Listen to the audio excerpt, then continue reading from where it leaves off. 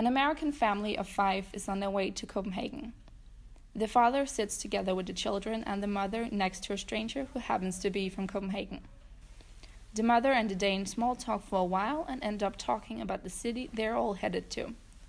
The conversation flows in a very friendly manner. During the small talk, the Copenhagener shows examples that he has high hostmanship skills. So, I've never been to Copenhagen before. What should I expect and how should I act around Danish people? Well, Danish people are very open-minded and curious while meeting new people. Although for some, they come off as rude. But don't be thrown off by that and try to give them a chance while meeting them. I think you should just be yourself, but assess every individual before approaching them. In this situation, the Copenhagener takes on the role of the regional host.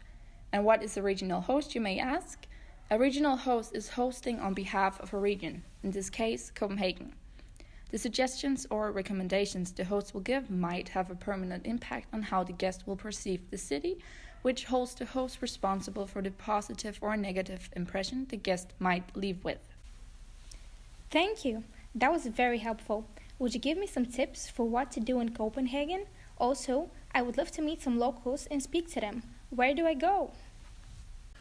I would definitely recommend strolling around the city at any time of the day. Definitely go see picture-perfect Newtown or Amlegberg, where the Queen lives. As for the kids, I recommend a day trip to one of the oldest amusement parks in the world, Tivoli. There are tons of attractions to keep the kids occupied, and very hugly cafes and restaurants for you to enjoy a warm or cold drink while having a chat with the locals. That sounds wonderful. What about the Danish culture? And what was the word you used?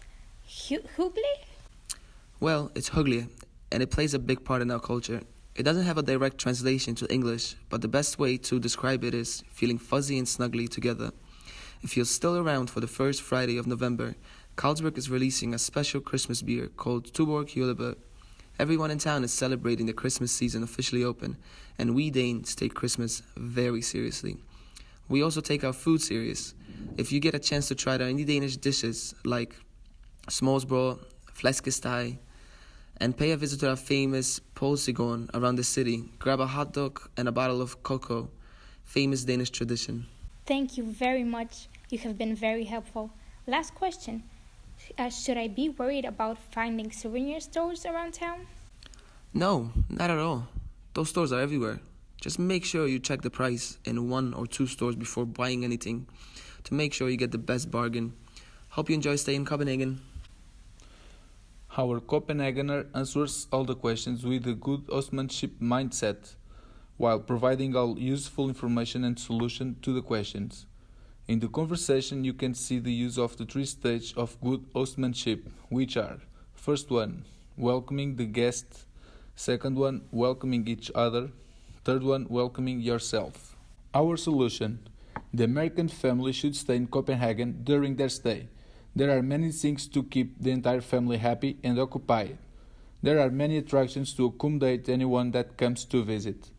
Like you notice in our dialogue, the Copenhagener come up with many examples like a visit to the Tivoli or a Malienborg and the stroll around the old and beautiful Copenhagen alleys.